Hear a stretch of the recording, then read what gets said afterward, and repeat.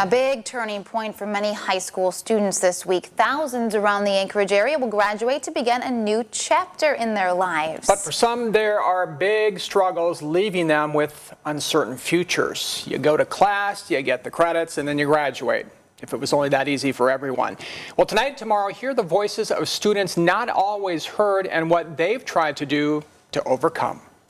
The molarity in this case was a 0.1 molar, so that means it's 0.1 moles per liter. Well, just like high school chemistry, We can also call H+, all right? Because really it's just elements of Katie Vang's life are complex. Yes.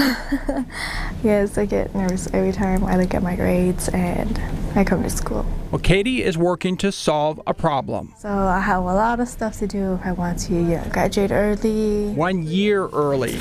Katie is just a junior at Bartlett High School. the X value. Now, for some, just graduating is tough. 1 year early, tougher, I don't sleep that much, but and tougher yet for the 17-year-old she's very beautiful. mother. Yeah, I don't know what else to say, but she's a blessing. And as she faces the responsibilities as a parent, she's still dealing with the struggles of being a kid. Katie made a difficult choice at age 14. Because of family problems, she signed herself over to the Alaska Office of Children's Services and later became a foster child.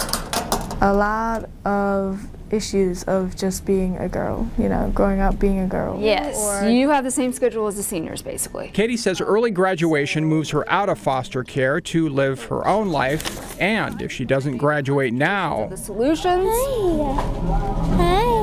she may not have time later. What you're attempting to do with these 4 credits when you're also taking care of your baby is a lot. Katie knows she's needed some help. Are you ready for that final?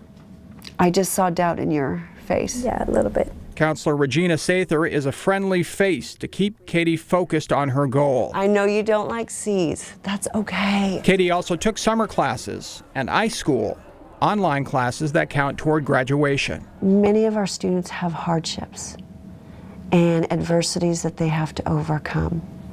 And there's 2 ways to deal with that.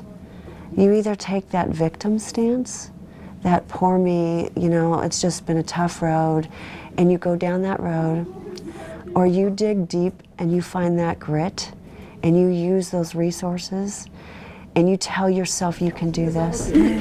But did Katie do enough? It's because I have a C in it. Last week it was unknown.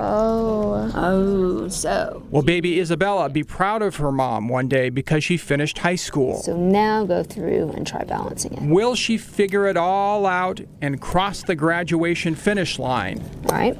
Or get left behind?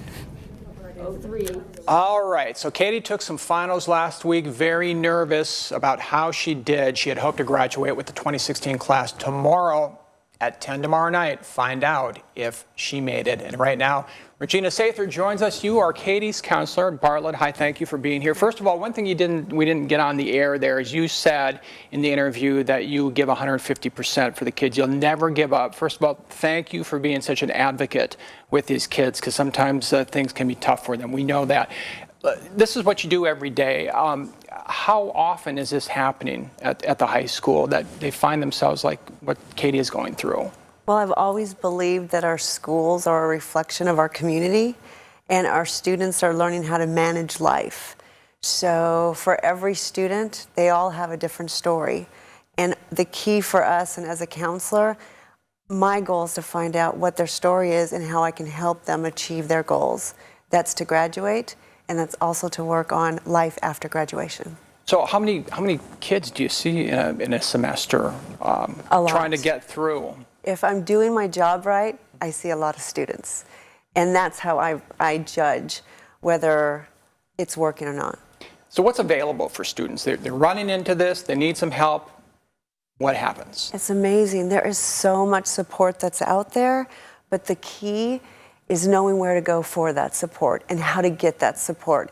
And that's why I feel as a school counselor, I have a great responsibility of building that rapport with students so they feel comfortable to come see me, walk through my doors. I do the same, I'm out there, But by doing that, I can then work with them to figure out what their needs are and how to get those needs met.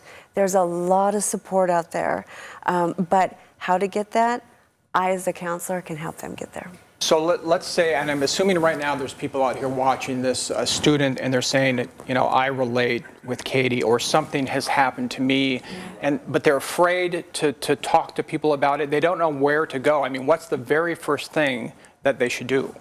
Well, for me, I'd encourage any of our young people out there to see an adult that they feel comfortable going to, whether that's in the school, whether that's in the community. But here in our schools, I would hope that my students know they could come to me. Go to your counselor, talk about what's going on. We can work with them, their families, their teachers, whoever we need to build that support for them and get them what they need. We've got about 30 seconds. Last question. What's the best advice you can give to a struggling student? Don't give up. Never, ever give up. And you don't have to go through this journey alone. And that's what I hope us as counselors, we're there to help them get what they need. Well, it's a great attitude, and I'm glad you're there to help these kids through, because they can certainly face tough times. We all know that. Absolutely. All right. Well, thanks for your time. We appreciate it.